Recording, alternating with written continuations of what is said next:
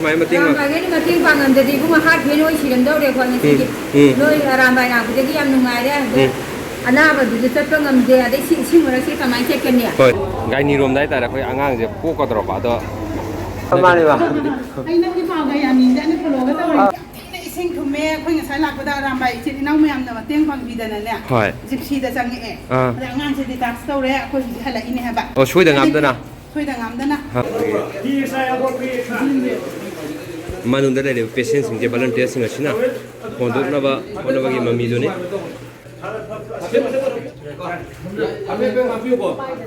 Jaina changba very warm pharmacy Jawaharlal Nehru Institute of Medical Sciences Porompat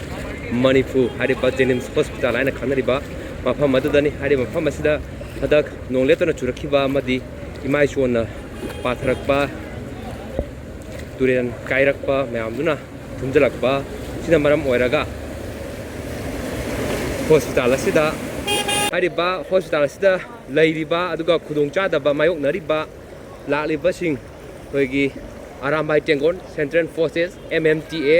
yaona tongan ba department singi maikai dagi Mioi sing se hariba pharmacy dagi SDRF NDRF yauna tongan ba mari leina ba puna mangna ma pharmacy da volunteer singa laga mating pambagi thabak adu chathari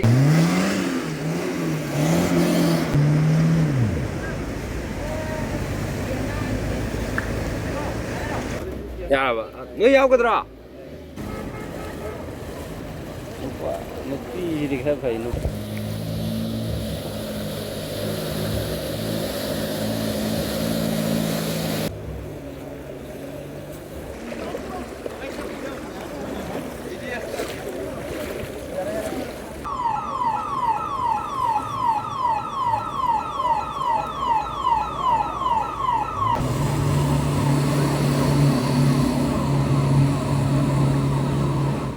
Echang madaju nungai badi watli bani adubu miyang gida makta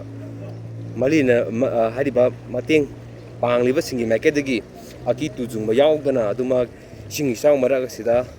aduma mateng pang ba du leptana chathari bani yeng bada su kha nungai taba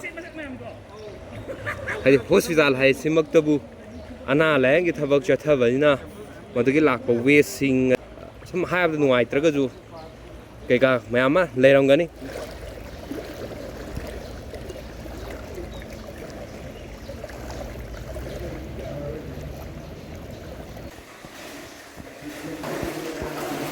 manung ge sang ma tam dai nga sai ju haijagi badone ek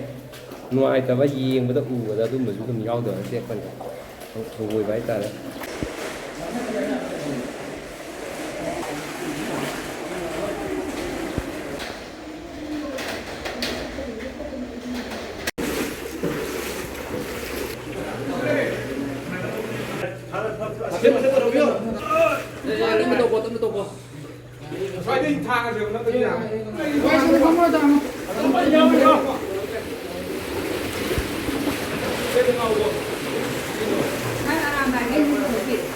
Kamai tau gimana? Mating ma ga ni mating pangan da di bu ma hat phe noi siram dau re khon ni si Arambai na ku gi yam nungai de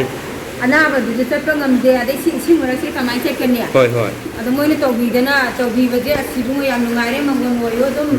adai khoi ju chat pa yadri bani doctor da numi tam giri bani ko piban di da ki na dum moi ni ju chat na hai ni khoi ju dum chat ne do ana ba gi khana mu nungai ti mating pang bi ba yam nungai de bu hondok piram ni si hogi patient party oi doi ni to function da su Arambai Tengol volunteer sing na mating pang na lại sing da su pang gi bani na ma dai da apien ba Mioi sing na ba khoi bu thagat ba Phongdok ko gi tangkap aduni hojik ki jo ma khata na dama yeng min je JNIMS ki apoi ba gi ji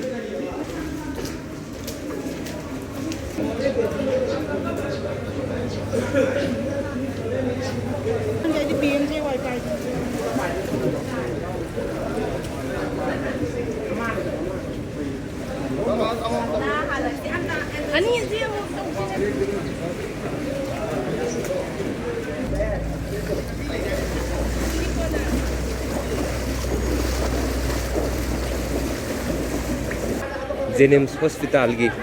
OPD mamang adudani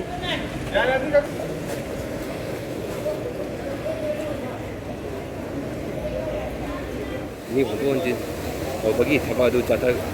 na bagi tabakta hema thoumi sing su lai gai ni rom dai ta ra khoi angang je po ko dro ba do nang dro ko do hoi ya ba tau dong ne hoi lep lai ta na aki lai ta na hoi tau dong je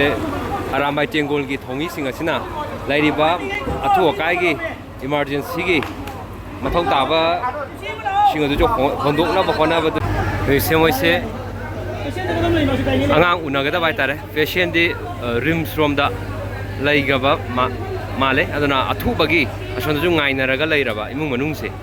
adu dei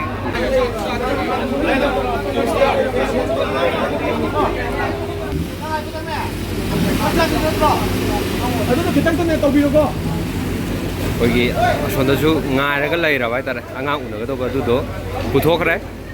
ato pa singju puthona ba honari emergency ora pa singju hana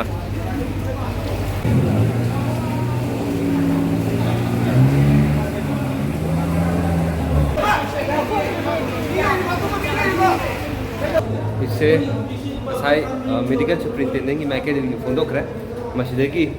refer to bai tara tangai mak phadra mina sonja lung thiba lung chada bu tho banina koi regional institute of medical sciences rims ta mapungoina order refer to batuga pang ba ya bu hona ba ya ba ju honari habo phom ju kagi hospital authority ki maike de gi Phongdorakli aduga ising se hekang thabaga makhata na dumok mayam gi damakta hitara ana laeng gi damakta khudong chana ba hona gani habaduni mane ba ai nang ki ma ga ya min ja ne pholo ga ta ri na ngai dei na ko hospital gi ma pham se thina ising thume khoi nga sai lak ba da Arambai chin inau mayam na mateng pangli da na ne hoi gypsy da chang e da ngan se detox tore ko hala ini ha ba o shui da ngam da na ada ki flat sidi Manipur pumbagi oina chawbani na sarkar na khoi myam se khara mateng tawbira di phani na khale hoi hoi ma yam nuai jara man la hogi ga de koi gi khudong cha da ba mayok na ram matung da mu kitang chafaraga lakba patient gi oidoini ma ima oidoini ada magi mai ke de gi su pangli ba ko to an bird department sing ju honai aduga mapung oi ba koi gi Arambai Tengol gi thomi sing honari ba sida su apen ba adu phongdo ame haibadi masidi ngai thung achin yabadi na te haitare ana ya yorak pa haibadi aduna kudak ki oi ba main power sing adu mathau tak matam da deba hospital gi fibam ju yengminaji singa se ka so ye thumai si je ka ta ne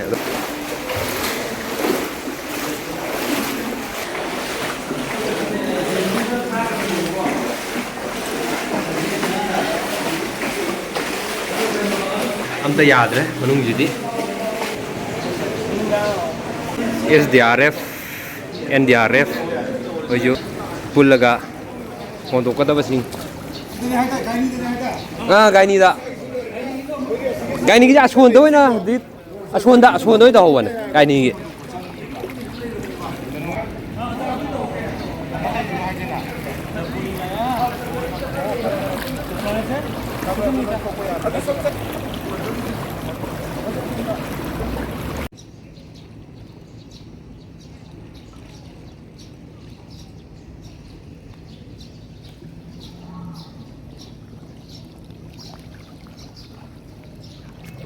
ana mayam da JNIMS ki phibam se uhan khaba matung makhata na atopa mafam sing da chatlaga uhanna bagi thabak do mu kai do mu pakha chare kai no dai rei toro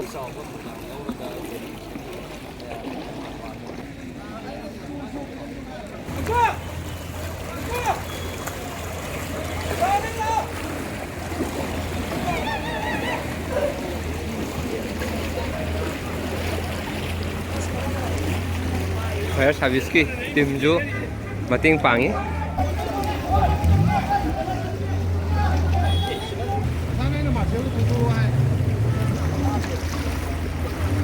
hospital manung asida oriba ising chau gi film maduni majik se hari bam pham sing asida ida mayam na tudum ubiram lagani video ji dai tare SDRF NDRF Central Forces MMTA yauna toma department sing nai ke degi aduma phona ba ya ba pangbe mating pangli aduga mapung oiba thodang sina masing yamnaba Arambai Tengol gi misina leptana to bawsam na pangbodu na hari hospital sina sida dutang selaglaga mi hondok honjin toba tangai ma khadraba thodang singadu yabaga loinana thodang singadu yabaga loinana adumak mating pambagi thabak singadu chathari asundagi chu mayam ubiram lagani leptana Phongdorakli aduga makoi maike dagi awalakpa polam sing aduga mathau taba gari ogira moigra makoi gi leijari ba singdu putholaga manage toraga yam kanna masaida akiba tujungba makoi gi masagi oiba wakhalona du aduga mayangi damakta haba singbang adugaida mapung oiba mangjin thana pandam thamlaga myang jaba khodari ji photodei base ostam manung dagi patient party yauri patient yauri makata na dirin thak natana atoba pham sindanga sigona sikatlaga paudam na ba du hona jara ke du JNIMS ki oinadi hariba tangka usida lotion paudam ba lotion bagi tanja du logjage hiramas ki matang da paudam chariba naurem tanoranjan JNIMS porompa